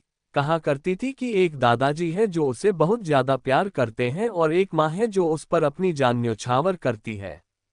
वो बताती थी कि आप लोग आस्तिक से भी कितना प्यार करते हैं, लेकिन हमेशा आगाज के बारे में वो चुप रह जाया करती थी। बस इतना बोलती थी कि उन दोनों के बीच गलतफहमियां हैं जो कभी दूर नहीं हो सकती, लेकिन वो आगाज को भी बहुत याद किया करती थी। उसके लिए तो वो बहुत रोया करती थी, मैंने रातों को उसे रोते हुए देखा है। ये बोलते हुए अचानक ही उसकी नज़र आगाज पर गई जो गिरिराज जी और वैष्णवी जी के पीछे आकर खड़ा हो चुका था, और जब उसने ये बात सुनी तो उसका दिल धक सा रह गया। उसकी पलकें झपकने लगी थी, उसने तुरंत अपना चेहरा दूसरी तरफ घुमा लिया। वही वैष्णवी जी ने भी पलटकर उसकी तरफ देखा और बोली, जो इंसान प्यार के काबिल ही नहीं उसे क्या ही प्यार करना। जो इतना भी समझ नहीं पाया कि सामने वाले का दिल कैसा है। खुद को बड़ा बिजनेसमैन कहने वाला इंसान दिल से कितना छोटा होता है, ये मैंने अपने ही घर में बहुत अच्छी तरह से देखा है। आगाज बहुत अच्छी तरह से जानता था कि ये बातें उसी के लिए बोली जा रही है, लेकिन वो इन बातों का बिल्कुल भी बुरा नहीं मानने वाला था क्योंकि वैष्णवी जी कुछ झूठ नहीं बोल रही थी। इतना बड़ा बिजनेसमैन होकर भी वो जब समस्तिका की सच्चाई नहीं जान पाया तो क्या ही फायदा उसके इतना बड़ा बिजनेसमैन होने का भी। वो गिरिराज की तरफ देखते हुए बोला, आशी को एडमिट करवा दिया है और डॉक्टर उसका ट्रीटमेंट कर रहे हैं, आज ही उसकी सर्जरी हो जाएगी। मैं मेरी नन्ही परी को कुछ नहीं होने दूंगा। गिरिराज जी ने उसकी तरफ देखा और बोले, तुम्हारी नन्ही परी? तब कहाँ थे तुम जब तुम्हारी उस नन्ही परी को जन्म देने के लिए तुम्हारी अपनी बीवी दर्द से लड़ रही थी? दर्द से छोड़ो, वो लोगों से लड़ रही थी। अभी अभी मुस्कान ने बताया कि जब वो यहाँ से गई थी तो कितनी टूटी हुई थी। लोग उसका फायदा उठाने की कोशिश कर रहे थे और अगर उस दिन उसके साथ कुछ हो जाता तो। तुम में और अमांश में कोई फर्क नहीं है आगाज, उसने भी उसे मरने के लिए छोड़ दिया और तुमने भी। आगाज बेहद गहरी आवाज में बोला, मुझसे गलती हो गई दादाजी, लेकिन आइंदा मैं ऐसी कोई गलती नहीं करूंगा। मैं परी और आशी को कुछ भी होने नहीं दूंगा। गिरिराज जी सख्त होकर बोले, अपनी परी और अपनी नन्ही आशी का ख्याल अब मैं खुद रखूंगा, मुझे किसी की जरूरत नहीं। उनकी बात सुनकर आगाज बस उनकी तरफ देखता ही रह गया। वो जानता था कि गिरिराज जी उससे बहुत ज्यादा नाराज है, लेकिन उसके लिए फिलहाल गिरिराज जी की नाराजगी से ज्यादा समस्तिका की नाराजगी थी। तभी एक नर्स ने आकर आगाज की तरफ देखते हुए कहा, डॉक्टर आपको मिसेज चौहान के वार्ड में बुला रहे हैं। आगाज उस नर्स को गौर से देख रहा था। उसके एक्सप्रेशंस बता रहे थे कि शायद कुछ सीरियस है। वो जल्दी से समस्तिका के वार्ड की तरफ आया। डॉक्टर समस्तिका का चेकअप कर रहे थे। जैसे ही उन्होंने आगाज की तरफ देखा, उन्होंने एक गहरी सांस ली और बोले, मैंने आपसे कहा था मिस्टर चौहान कि आपकी बीवी की हालत बिल्कुल ठीक है, लेकिन जिस तरह से आप बता रहे हैं कि उनका काफी सर दर्द रहता है और उन्हें चक्कर भी आते हैं, तो मैंने कुछ टेस्ट किए हैं उनके और मुझे अफसोस हो रहा है ये कहते हुए कि शायद कुछ क्रिटिकल है। मिस्टर चौहान, अभी रिपोर्ट्स नहीं आए हैं तो मैं कुछ कह नहीं सकता, लेकिन आप रिजल्ट के लिए खुद को स्ट्रांग रखिएगा, क्योंकि मिसेज चौहान की हालत देखकर लग रहा है कि शायद हमसे कुछ छूट गया है। हमने सिर्फ उनके नॉर्मल टेस्ट किए थे, लेकिन अब हमने उनके प्रॉपर टेस्ट किए हैं और अब हमें रिपोर्ट्स आने तक का वेट करना पड़ेगा। आगाज उनकी बात सुनकर बस उनकी तरफ देखता ही रह गया। डॉक्टर नर्स की तरफ देखते हुए बोले, आपने सारे सैंपल ले लिए ना? नर्स ने अपना चेहरा हाँ में हिलाया। नर्स के साथ डॉक्टर वहां से चले गए और आगाज वहीं पर खड़ा रह गया। वो समस्तिका की तरफ देख रहा था। उसका दिल इस वक्त जोरों से धक धक कर रहा था। वो तुरंत उसके पास आया और उसका हाथ पकड़कर बोला, नहीं नहीं, ऐसा कुछ भी नहीं होगा, तुम्हें कुछ भी नहीं होगा, तुम बिल्कुल ठीक हो। सिर दर्द का क्या है, वो तो किसी को भी होता रहता है ना, वो कुछ मेजर इश्यू नहीं है। मैं जानता हूं तुम्हारा सिर दर्द क्यों होता था, सारा दिन मेरी याद में रोती रहती थी इसलिए ना, लेकिन अब मैं आ गया हूं ना, अब मैं तुम्हारे पास हूं ना, अब मैं तुम्हें बिल्कुल भी नहीं रोने दूंगा, तुम्हारी आंखों से एक भी आंसू बाहर नहीं आने दूंगा मैं। ये बोलते हुए उसने समस्तिका के गाल पर अपना हाथ रख लिया। वैष्णवी की जो दरवाजे पर खड़ी थी, उनकी आंखों में भी आंसू थे। वो अब बिना अंदर आए ही वहां से बाहर चली गई। बेशक से वो आगाज को जितना मर्जी सुना ले या कुछ कह ले, लेकिन वो इतना भी जानती थी कि समस्तिका को अगर कोई संभाल सकता है तो वो सिर्फ और सिर्फ आगाज ही है। वही आगाज बस समस्तिका का हाथ अपने हाथ में थाम कर खड़ा था। उसका दिल सच में बहुत ज्यादा डर रहा था। बड़ी मुश्किल से समस्तिका उसके पास आई थी और वो समस्तिका को दोबारा खोना नहीं चाहता था। वो रोने वाला इंसान नहीं था, लेकिन समस्तिका की हालत देखकर उसकी आंखों से आंसू अपने आप बाहर आने को हो रहे थे। समस्तिका ने आज उससे जो कहा, उसे सुनकर सच में उसका दिल बस धक सा रह गया था। कितना कुछ सहा है समस्तिका ने अपनी जिंदगी में, लेकिन फिर भी वो टूटी नहीं। क्या कुछ नहीं सुनाया था उसने समस्तिका को, उससे नफरत के दावे किए, उसे कितना जलील किया, उसे कितना टॉर्चर किया, लेकिन फिर भी समस्तिका उसे याद करके रोती थी। मतलब उसके दिल में आगाज के लिए फीलिंग्स थी और शायद अभी भी है। आगाज हल्का सा मुस्कुराया और बोला, मैं जानता हूं तुम मुझसे बहुत प्यार करती हो समस्तिका, हाँ तुम मुझसे नाराज हो, लेकिन मैं तुम्हारी नाराजगी दूर कर दूंगा। अब तुम्हें शिकायत का कोई मौका नहीं दूंगा। देखना, अब तुम्हारी जिंदगी सिर्फ और सिर्फ खुशियों से भरी होगी, ये आगाज चौहान का तुमसे वादा है। ये बोलते हुए उसने उसके हाथ को अपने हाथ में अच्छे से थामकर जोरों से चूम लिया था। वहीं दूसरी तरफ रितिका अमांश की तरफ देख रही थी, जो इस वक्त चौहान मेंशन में था। अमांश अपनी शर्ट के बटन बंद कर रहा था। वो फिलहाल कहीं जाने की तैयारी में लग रहा था। रितिका उसकी तरफ देखते हुए बोली, कहाँ जा रहे हो तुम? अमांश गुस्से से बोला, क्यों, पहले तुम्हें बताना जरूरी है क्या? रितिका गुस्से से बोली, मेरे से तमीज से बात करो, समस्तिका नहीं हूं मैं जो तुम मेरे साथ किसी भी तरह पेश आओगे, अपनी औकात में रहो। अमांश गुस्से से बोला, अच्छा तुम बताओगी मुझे मेरी औकात क्या है? रितिका दांत पीसते बोली, फालतू बकवास मत करो मुझसे, मैंने सिर्फ तुमसे ये पूछा है कि तुम कहाँ जा रहे हो। तुम्हें बताने में इतनी प्रॉब्लम क्यों हो रही है?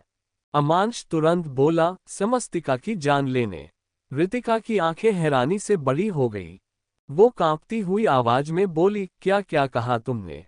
अमांश उसके एक्सप्रेशन देखकर बोला, ऐसा वैसा कुछ कह दूं तो डर से तुम्हारा चेहरा पीला हो जाता है, बहुत जल्दी फट जाती है तुम्हारी। रितिका गुस्से से बोली, माइंड योर लैंग्वेज, मैं डरने वालों में से नहीं हूं, मैं बस शॉक्ड इसलिए हो गई थी क्योंकि अभी तो वो शायद हॉस्पिटल में होगी। उसकी वो बेटी पता नहीं क्या प्रॉब्लम है उससे, जिसके लिए वो यहाँ पर आई है, पैसे जो नहीं है उसके पास। वो पहले भी भिखारी थी और अब भी भिखारी ही है। हर रोज सुनती हूँ कि बस के आगे जाकर किसी भिखारी की मौत हो गई, पता नहीं इसकी मौत कब होगी। अमांश तिरछा मुस्कुराकर बोला, आज ही। बोलते हुए उसके चेहरे पर डेविल एक्सप्रेशन थे। रितिका बिल्कुल उसके करीब आए और बोली, लेकिन तुम करने क्या वाले हो? अमांश के चेहरे पर अब मिस्टीरियस एक्सप्रेशंस आ गई। उसने रितिका के पेट पर अपना हाथ रखा और बोला, जब हमारा बेबी इस दुनिया में आएगा तब तक मुझे सारी चौहान प्रॉपर्टी अपने नाम पर चाहिए और उसके लिए मैं कुछ भी करूंगा, कुछ भी मतलब कुछ भी। उसकी बात सुनकर बस रितिका उसकी तरफ देखती रह गई और अमांश ने नीचे झुककर रितिका के पेट को चूम लिया। रितिका की हैरानी और भी ज्यादा बढ़ गई। इतना तो वो भी जानती थी कि अमांश उससे बेशक से प्यार नहीं करता, लेकिन इस बच्चे से उसे बहुत प्यार है क्योंकि ये बच्चा उसके लिए करोड़ों की लॉटरी था। ये बच्चा तो उसे किसी भी कीमत पर चाहिए था। इसीलिए तो जब आगाज ने समस्तिका के गम में डूबकर खुद को एक तरफ कर लिया तो अमांश ने उसके सामने ऑफर रखा, क्योंकि वो भी जानता था कि कहीं ना कहीं रितिका का मकसद भी आगाज को हासिल करना नहीं बल्कि मिसेज चौहान बना है। वो बेशक से फिर अमांश से शादी करके बने या फिर आगाज से। और रितिका ने भी ज्यादा टाइम वेस्ट नहीं किया। जैसे ही अमांश ने उसे ऑफर दिया उसने तुरंत उस ऑफर को एक्सेप्ट कर लिया। रितिका अब यही सोच रही थी कि आखिर अमांश करने क्या वाला है। वही अमांश अपनी गाड़ी में बैठकर हॉस्पिटल के लिए निकल गया था। वहीं दूसरी तरफ हॉस्पिटल में लगभग से पूरी रात बीत चुकी थी और अब सुबह होने को था, लेकिन किसी की भी आंखों में नींद नहीं थी। डॉक्टर आशी की सर्जरी कर रहे थे। वो छोटी सी मासूम से बच्ची अभी दुनिया में आई थी कि उसे भी जैसे अपनी जिंदगी के लिए जंग लड़नी पड़ रही थी। वहीं दूसरी तरफ समस्तिका की पलकें फड़फड़ाने लगी थी। उसने अपनी आंखें खोली और आंखें खोलते ही एक बार फिर से उसकी आंखों के सामने आगाज का चेहरा था। अब उसने न ही आगाज से कुछ कहा और न ही कोई बात की। वो तुरंत बिस्तर से उठी और बाहर की तरफ आई। बाहर ऑपरेशन थिएटर के बाहर ही गिरिराज जी चेयर पर बैठे थे और वैष्णवी जी भी उनके साथ ही थी। मुस्कान वेटिंग रूम में थोड़ी देर रेस्ट करने के लिए गई थी। आगाज तुरंत समस्तिका के पीछे पीछे बाहर की तरफ आया और उसी वक्त ऑपरेशन थिएटर का दरवाजा खुला और डॉक्टर बाहर की तरफ आए। समस्तिका तुरंत उनके सामने जाकर खड़ी हुई। उसे वहां पर देखकर गिरिराज जी और वैष्णवी जी भी अपनी जगह से खड़े हुए। वो दोनों भी डॉक्टर की तरफ देख रहे थे और डॉक्टर के चेहरे पर परेशानी झलक रही थी। City hospital. समस्तिका हैरानी से डॉक्टर की तरफ देख रही थी, जिनके चेहरे पर हताश भरे एक्सप्रेशंस थे। वो जानना चाहती थी कि अब उसकी आशी कैसी है। वही बाकी सब भी डॉक्टर की तरफ ही नजरें टिकाकर खड़े थे। तभी डॉक्टर एक गहरी सांस लेकर बोले, हमने आशी की सर्जरी तो कर दी है, लेकिन अभी तक उसे होश नहीं आया है और जब तक उसे होश नहीं आ जाता और उसके बाकी सारे टेस्ट एक बार फिर से नहीं हो जाते तब तक कुछ कहा नहीं जा सकता।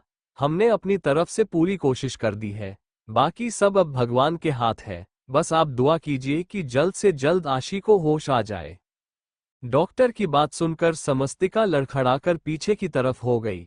वो नीचे गिरने वाली थी, लेकिन पीछे से आगाज ने आकर उसे अपनी बाहों में संभाल लिया। आगाज का सहारा पाकर समस्तिका ने अब पलटकर उसकी तरफ देखा और कुछ पल वो उसे यूं ही देखती रही और फिर अचानक ही उसने आगाज का गिरेबान पकड़ा और जोरों से रोने लगी। आगाज ने जल्दी से उसे अपनी बाहों में संभाल लिया और चुप कराते हुए बोला, प्लीज रोना बंद करो समस्तिका, तुम ऐसा कैसे कर सकती हो खुद के साथ? रो रो कर तुम अपनी हालत क्यों बिगाड़ रही हो, ये जानते हुए भी कि जब भी आशी को होश आएगा तो सबसे पहले उसे तुम चाहिए होगी। प्लीज रोना बंद करो ना।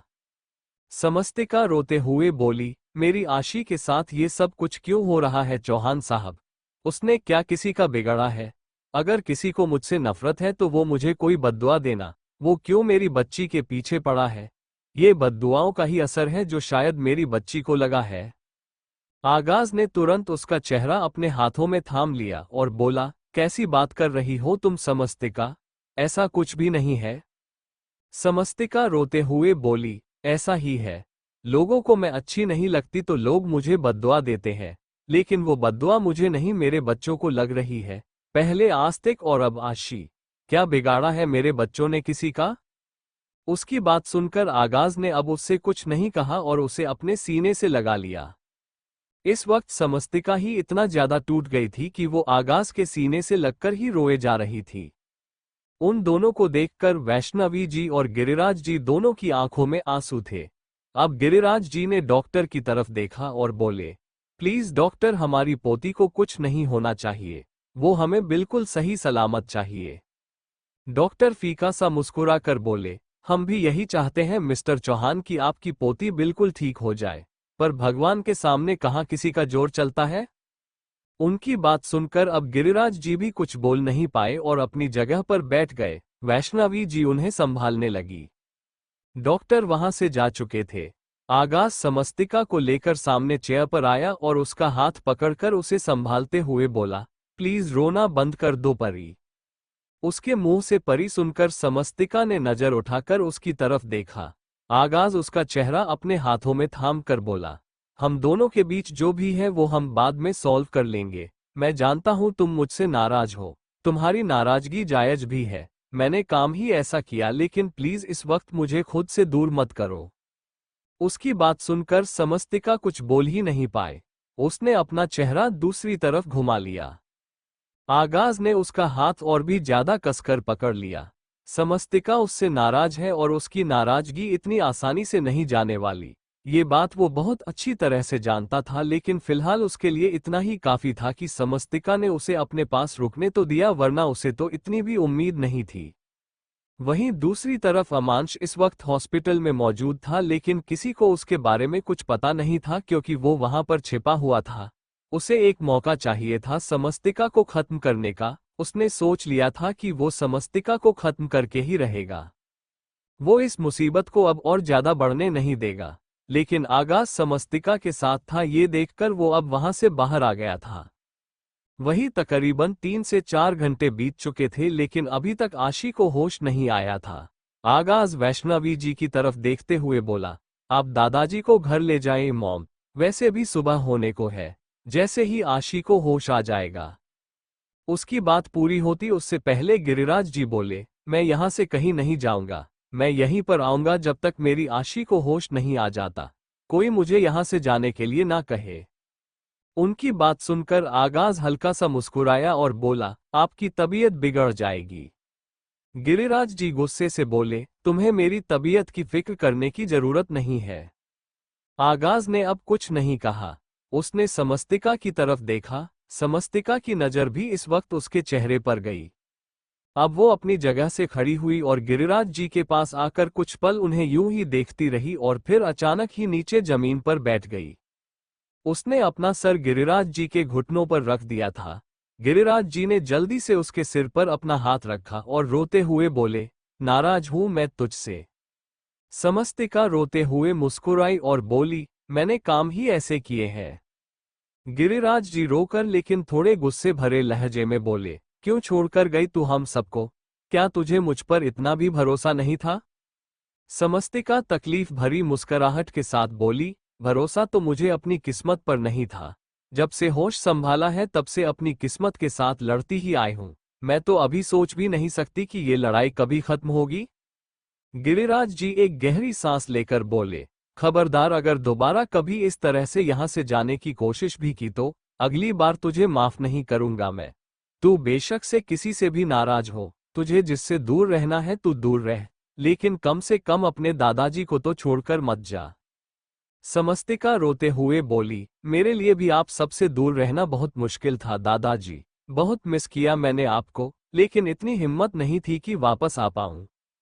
गिरिराज जी उसके बालों को हल्का हल्का सहला रहे थे और समस्तिका की आंखों से आंसू बरसते ही जा रहे थे।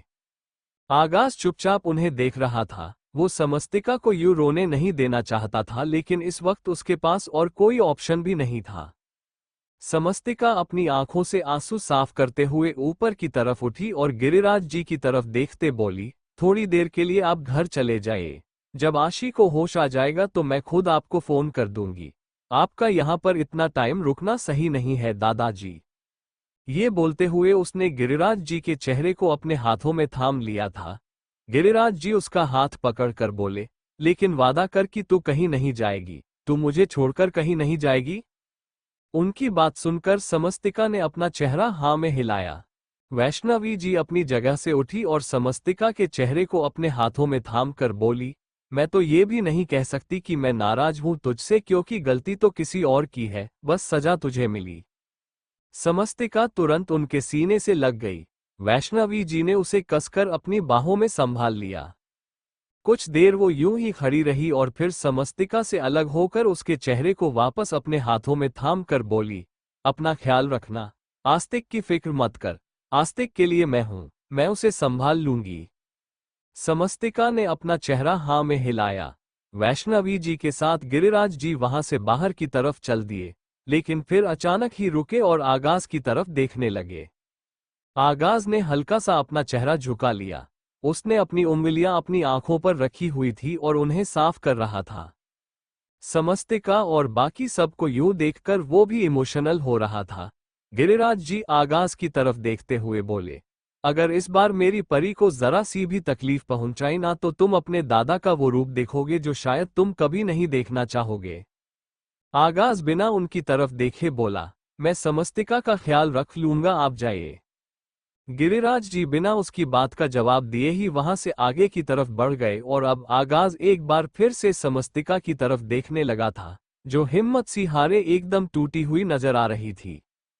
उसने समस्तिका के पास आकर उसका हाथ पकड़ लिया। समस्तिका ने तुरंत अपना हाथ पीछे की तरफ खींच लिया और बोली, कभी कभी इंसान कमजोर हो जाता है, लेकिन अब ये समस्तिका खुद को संभाल सकती है। आपको मेरे पास आने की जरूरत नहीं है। ये नहीं कहूंगी आपसे कि आप यहां से चले जाएं, क्योंकि कहते हैं ना कि एक मर्द जब चाहे एक औरत को अपनी जिंदगी से बाहर निकाल सकता है, लेकिन एक औरत चाहकर भी ये नहीं कर सकती। बेशक से पति कैसा भी हो, लेकिन वो एक औरत की इज्जत होता है। लेकिन एक औरत बेशक से कितनी भी अच्छी क्यों ना हो, पति ने एक बार अगर उसके चरित्र पर सवाल उठा दिया तो वो चरित्रहीन हो जाती है। औरतें मर जाती हैं अपने पति के चरित्र को बचाते हुए, उनकी कमियां दुनिया से छुपाते हुए, लेकिन एक पति अपनी ही औरत को दुनिया के सामने जलील करने से भी पीछे नहीं हटता। ये बोलकर उसने एक गहरी सांस ली और फिर वहां से सामने चेयर की तरफ बढ़ गई। आगाज चुपचाप वहां पर खड़ा उसे देखता रहा। तकरीबन आधा पौना घंटा वो यूं ही वहां पर बैठी रही और इतने में ही उसका सर दोबारा घूमने लगा था। उसने दीवार से अपना सर लगाया और अपनी आंखें बंद कर ली। कब वो गहरी नींद में चली गई उसे पता ही नहीं चला। उसके सोने के बाद आगाज ने उसके पास आकर उसे अपनी गोद में उठाया और फिर उसे रेस्ट रूम में ले आया। उसने उसे यूं ही बिस्तर पर लिटाया और फिर उसकी तरफ देखते हुए बोला, तुम्हारे लिए रेस्ट बहुत ज्यादा जरूरी है परी। आई होप अब तुम थोड़ी देर सो जाओ ताकि तुम्हें भी थोड़ा सही फील हो सके, और रही बात आशी की तो मैं हूं उसके साथ। ये बोलकर वो उसके बालों को सहलाकर वहां से बाहर की तरफ चला गया। अब वो जाकर ऑपरेशन थिएटर के बाहर खड़ा हो गया था और तकरीबन 1 घंटे बाद डॉक्टर बाहर आए। वो आगाज की तरफ देखते हुए बोले, आशी को होश आ गया है, आप चाहे तो उससे मिल सकते हैं। डॉक्टर की बात सुनकर आगाज की धड़कनें तेजी से बढ़ गई। वो अपनी उस बेटी से मिलने जा रहा था जिसे उसने एक बार भी अभी तक अपनी गोद में नहीं लिया था, जिसके बारे में उसे पता तक नहीं था कि वो दुनिया में एग्जिस्ट भी करती है। उसने अपना चेहरा हाँ में हिलाया और फिर अंदर की तरफ आया। डॉक्टर ने उसे सेफ्टी मास्क वगैरह पहनाया और फिर उसे आगे की तरफ भेज दिया। जब आगाज ने बिस्तर पर लेटी हुई नन्ही सी आशी की तरफ देखा तो उसके कदम उसे भारी होते हुए महसूस हुई। वो चाहकर भी अपने कदम आगे बढ़ा नहीं पा रहा था। दिल जैसे सीने से बाहर निकलने को हो रहा था। उसने तुरंत अपना चेहरा दूसरी तरफ घुमा लिया। उसका दिल डरने लगा था। उसे पहली बार जिंदगी में डर महसूस हो रहा था। नज उसकी तरफ देखते हुए बोली, क्या हुआ? आपको कोई प्रॉब्लम है क्या? अगर आप नहीं मिलना चाहते पेशेंट से तो आप प्लीज उसकी मॉम। उसकी बात पूरी होती उससे पहले आगाज बोला, मैं मिलना चाहता हूं अपनी बेटी से, बस मुझे 2 मिनट दे दीजिए।